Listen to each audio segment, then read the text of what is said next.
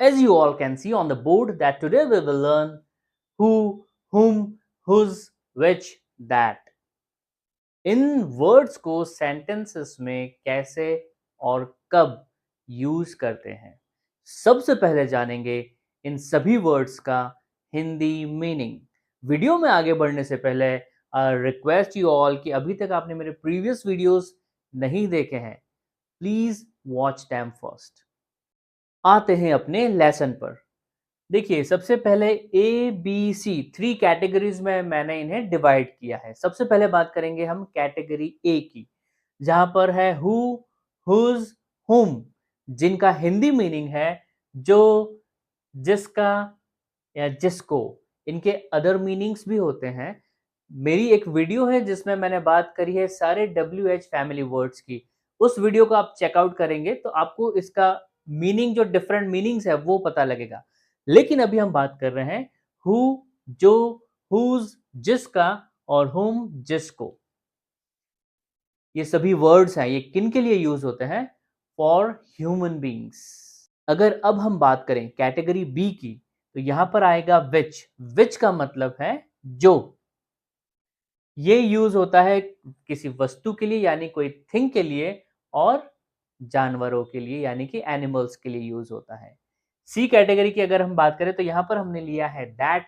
That का मतलब भी होता है जो, और ये यूज होता है व्यक्ति के लिए भी यूज होता है और वस्तु के लिए भी, मतलब ह्यूमन बींग्स के लिए भी यूज कर सकते हैं और थिंग्स के लिए भी यूज कर सकते हैं। अब हम देखेंगे इनसे related examples. So here we have the examples. Let's discuss them one by one.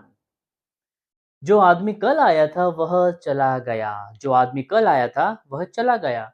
The man who came here yesterday has gone away.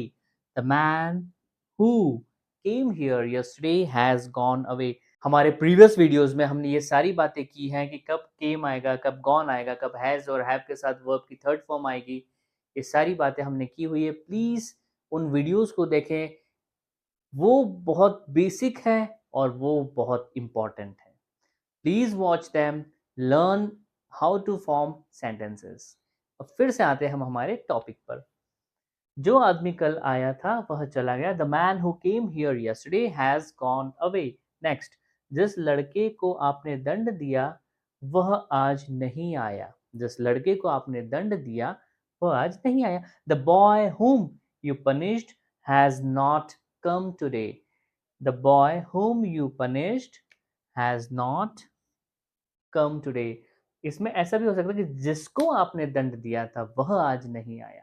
यही सेंस आ रहा है। तो जिस लड़के को आपने दंड दिया था वह आज नहीं आया। The boy whom you punished has not come today. Next, जिस लड़की की यह कलम है वह अनुपस्थित है। जिस लड़की की यह कलम है वह अनुपस्थित है। The girl whose pen it is absent. The girl whose pen it is absent. तो यहाँ पर हमने लगाया हुज। आपने देखा हमने यहाँ पर यूज किया हु, हुम, हुज। तो यहाँ पर सभी बात हो रही थी ह्यूमन बींग्स की, व्यक्तियों की बात हो रही थी। तो हमने यूज किए हु, हुम, हुज, यानी कि ये सारे ए कैटेगरी के जो वर्ड्स थे हमने उनकी बात करी। अब हम आगे चलते हैं। जो किताब तुमने दी थी वह अच्छी नहीं है। जो किताब तुमने दी थी वह अच्छी नहीं है। अब बुक कोई वस्तु है, कोई थिंग है। अब कैसे बनेगा देखिए। The book which you gave me is not good. The book which you gave me is not good. इसको और अलग वे में हम कैसे बना सकते हैं? यहाँ पर यूज किया which. The book that you gave me is not good. तो इस टाइप के सेंटेंसेस में हम which भी यूज कर सकते हैं और that भी यूज कर सकते हैं। Both are absolutely right. Next, यही वह कमरा है जिसके दरवाजे टूटे हैं। यही वह कमरा है जिसके दरवाजे टूटे हैं। कैसे बनेगा? This is the room of which the doors are broken. This is the room of which the doors are broken. तो यहां पर हमने यूज किया which।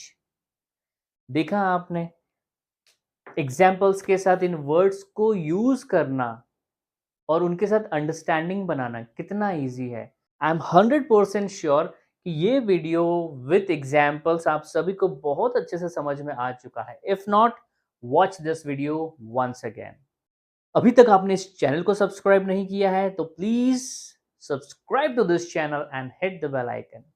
Well, that's all from my side. See you in the next video with same energy, enthusiasm, and lot of practice. Till then, bye bye, take care, and practice well.